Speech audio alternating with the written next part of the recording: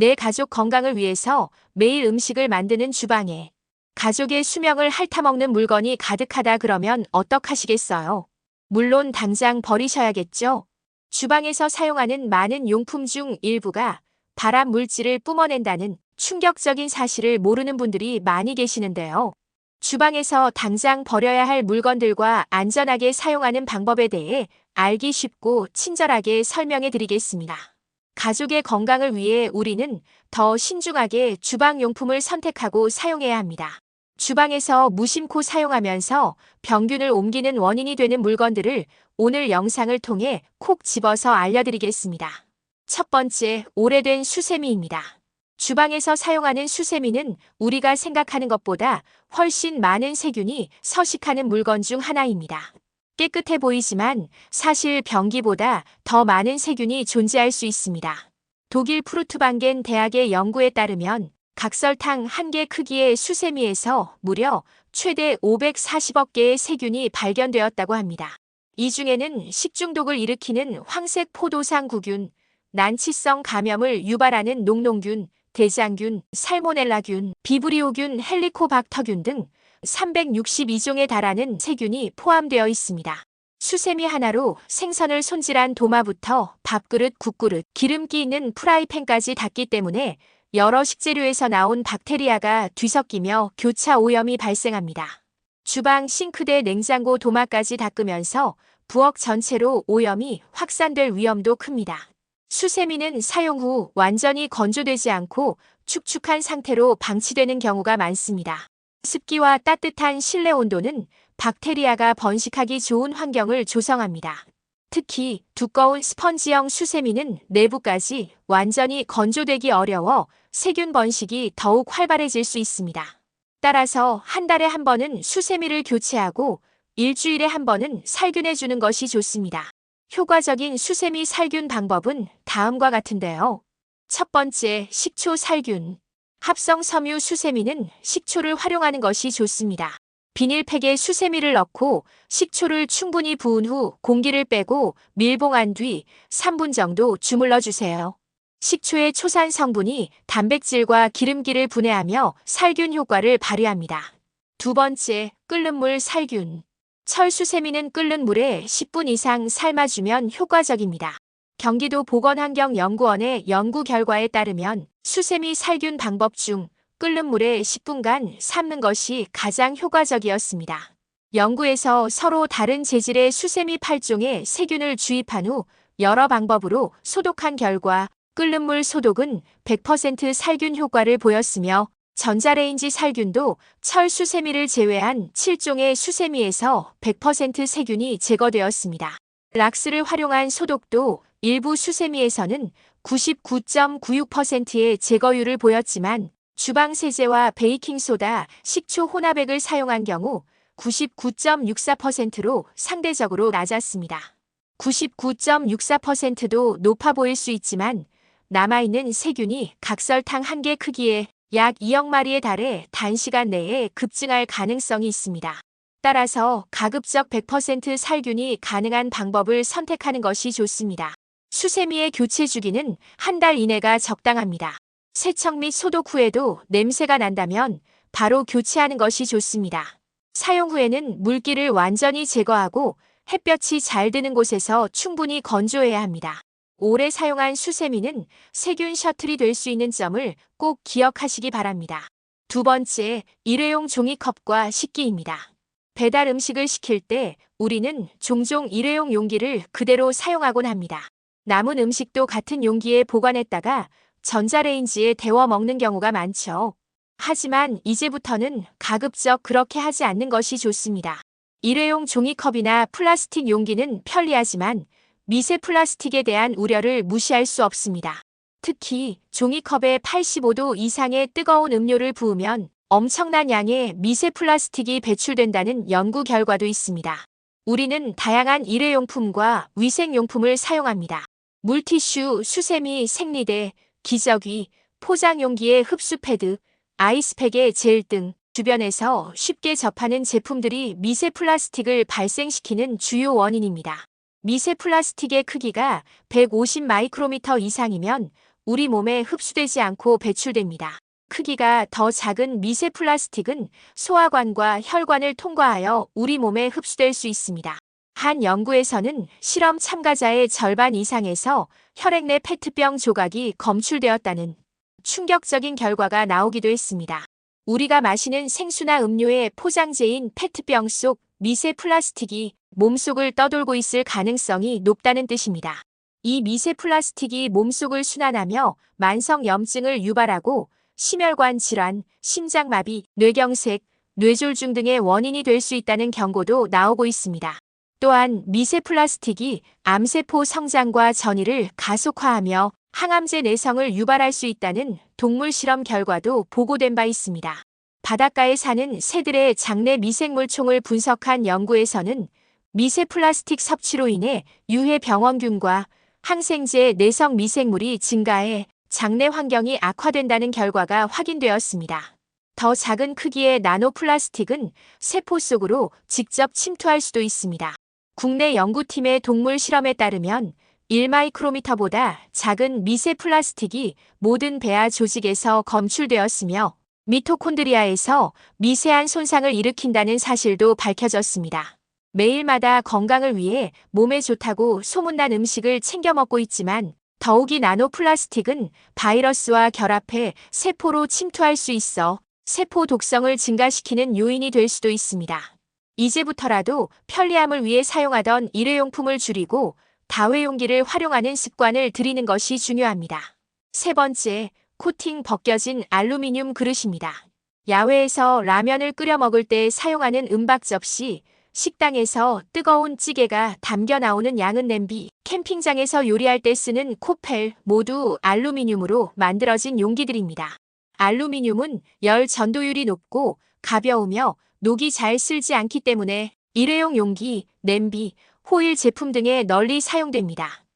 또한 지구상에서 가장 흔한 금속 중 하나로 다른 중금속과 비교했을 때 인체에 미치는 영향이 적다고 알려져 있습니다. 대부분 체내에 흡수되지 않고 배출되며 일부 흡수되어도 소변을 통해 배출되기 때문에 식품과 약품의 첨가물로도 사용되고 있습니다. 그러나 최근 연구에서는 알루미늄이 인지 기능에 심각한 영향을 미칠 수 있다는 결과가 나오고 있습니다. 알루미늄 용기는 가볍고 열전도가 빠르며 가격도 저렴해 많은 사람들이 사용하지만 장기간 사용 시 우리 몸에 치명적인 질환을 유발할 수 있습니다. 식품의약품안전처에 따르면 알루미늄 용기는 표면에 산화피막을 형성해 성분이 용출되지 않도록 합니다. 하지만 용기를 오래 사용하거나 날카로운 도구로 긁거나 거친 수세미로 문지를 경우 보호막이 손상되면서 알루미늄이 녹아 나올 수 있습니다. 체내에 흡수된 알루미늄은 신장에서 걸러져 일부는 배출되지만 완전히 배출되지 않고 몸속에 쌓일 경우 신경계 질환, 두통, 불임, 치매, 암, 뼈질환, 파킨슨병, 알츠하이머 등의 다양한 질병을 유발할 수 있습니다. 특히 김치, 젓갈, 절임류처럼 산도나 염도가 강한 음식을 알루미늄 용기에 보관하면 산성이 촉매 역할을 하여 알루미늄 성분이 더욱 쉽게 녹아 나올 수 있습니다. 따라서 이러한 음식들은 알루미늄 용기에 보관하지 않는 것이 좋습니다.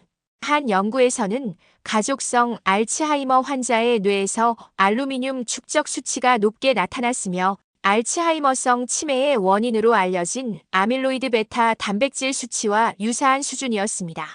또 다른 연구에서는 알츠하이머 초기 단계에서 발견되는 단백질 엉킴 속에 알루미늄이 존재하는 것이 확인되었습니다. 우리가 일상에서 사용하는 캔 음료, 화장품 포장 용기, 그리고 다양한 식품 포장재도 대부분 알루미늄 재질입니다. 알루미늄이 우리 몸에 들어오면 신장에서 걸러져 배출되지만 흡수량이 배출량을 초과하면 체내에 축적될 가능성이 있습니다. 식기 제조 시 보호막 역할을 하는 산화피막이 형성되지만 장기간 사용하면 벗겨질 수 있어 주의가 필요합니다. 특히 변색된 용기나 거친 수세미로 문질러 코팅이 벗겨진 용기는 폐기하는 것이 좋습니다. 또한 낡고 찌그러진 용기에서 산도나 염도가 높은 음식을 조리하면 다량의 알루미늄 성분이 음식에 용출될 가능성이 높아집니다. 독소를 섭취하는 것과 마찬가지이므로 오래된 용기는 버리는 것이 바람직합니다.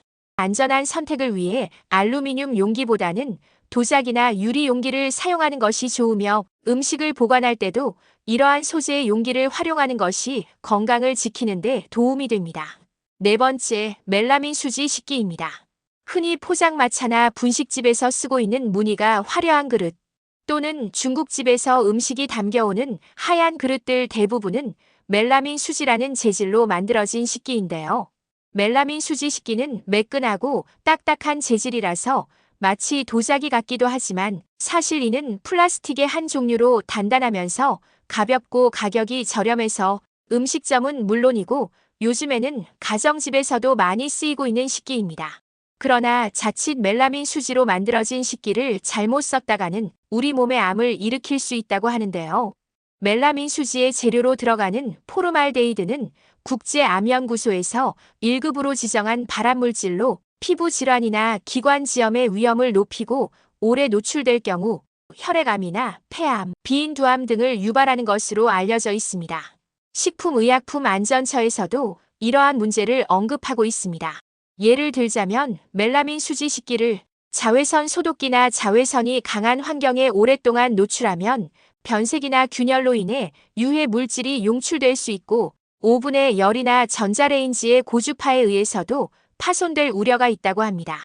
오래 사용하거나 흠집이 많은 것은 버리는 게 좋고 유리나 스테인리스 재질을 사용하세요. 다섯 번째, 나무젓가락입니다. 최근 대만의 한 의학 프로그램에 출연한 수간호사는 중국에서 4인 가족이 연쇄적으로 간암에 걸려 사망한 충격적인 사례를 소개했는데요. 온 가족이 연속으로 사망한 것을 수상하게 여긴 수사관이 당시 숨진 가족들의 거주지를 찾아가 조사를 했는데 놀랍게도 그 원인은 주방에서 사용하던 나무젓가락이었던 것으로 밝혀졌습니다. 나무젓가락이 간에 암을 일으킨 원인은 나무젓가락에서 만들어진 플라톡신이라는 1급 발암물질 때문인데요. 나무젓가락을 자주 오래 사용하다 보면 젓가락이 마모되면서 갈라지고 틈이 생기는데 틈 사이로 번식한 곰팡이 세균들이 장기간 지속적으로 몸속으로 들어오면서 결국 암을 일으키고 만 것이죠. 나무젓가락에서 발견된 아플라톡신은 발암성과 돌연변이성을 가진 곰팡이 독소로 현재까지 알려진 곰팡이 독소 중 발암성이 가장 높으며 인체에 유입될 경우 간에 암을 일으킬 확률이 높아 국제암연구소에서는 1급 발암물질로 지정하기도 했습니다. 나무젓가락은 나무로 만들어져 친환경적이고 건강한 소재로 인식되고 있지만 하얗게 보이기 위해서나 곰팡이와 부패를 방지하기 위해 이산화황, 오소페닐페놀, 비페닐 등 이름도 생소한 수많은 화학 성분이 들어갑니다. 이들 대부분은 뜨거운 음식이나 염도나 산도가 강한 음식에 닿게 되면 그 성분이 더욱 쉽게 용출되고 고스란히 우리 몸속으로 들어와 구토, 설사 등을 유발하며 심하면 궤양과 같은 심각한 부작용을 일으키게 됩니다.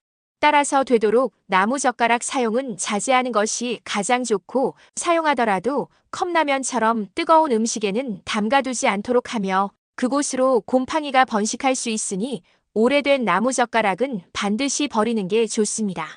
여섯 번째, 나무도마입니다. 많은 가정에 나무도마 하나씩은 다 가지고 계시죠. 나무도마 자체는 문제가 되지 않습니다. 다만 잘못 관리된 나무도마는 건강에 치명적인 영향을 줄 수 있습니다. 도마에 사용되는 나무는 자연적으로 항균 성분을 가지고 있는데요.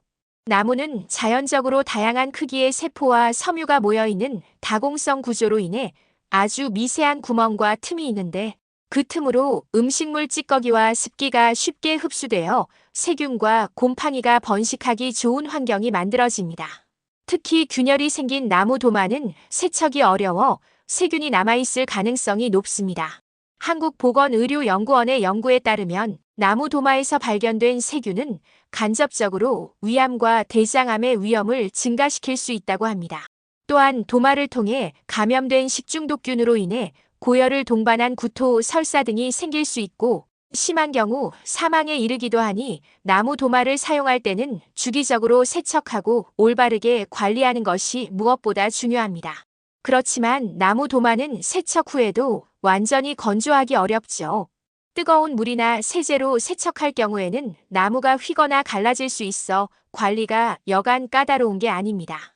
게다가 나무 도마에 사용된 화학 물질이나 보존제가 음식물에 스며들어 건강에 영향을 미칠 수도 있으니 많은 분이 나무 도마와 플라스틱 도마를 놓고 고민을 합니다.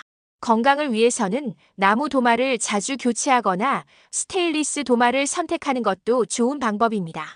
스테인리스 도마는 내구성과 위생 면에서 많이 뛰어나 세균 번식의 위험이 적고 쉽게 세척과 소독을 할 수 있어 건강한 조리 환경을 유지하는 데 도움이 됩니다. 중요한 건 잘 관리하여 세균의 번식 없이 깨끗하고 안전하게 사용하는 것이니 사용하고 계시는 도마가 위생적으로 관리되고 있는지 점검해 보시는 것도 좋을 것 같습니다. 오늘은 우리 가족 건강을 위협하는 주방의 물건들을 알려드렸습니다. 지금부터라도 내 주방을 우리 가족의 건강을 지키는 공간으로 만들어 보세요. 건강은 작은 습관에서부터 시작됩니다. 오늘부터 주방에서 사용하는 용품들을 점검해 보시고 더 안전한 대체제로 교체하는 것을 고려해 보세요. 오늘 영상이 도움이 되었다면 좋아요와 구독 눌러주시고 소중한 분께 이 영상을 공유해 주세요. 저는 더욱 유익한 영상으로 다시 찾아뵙겠습니다.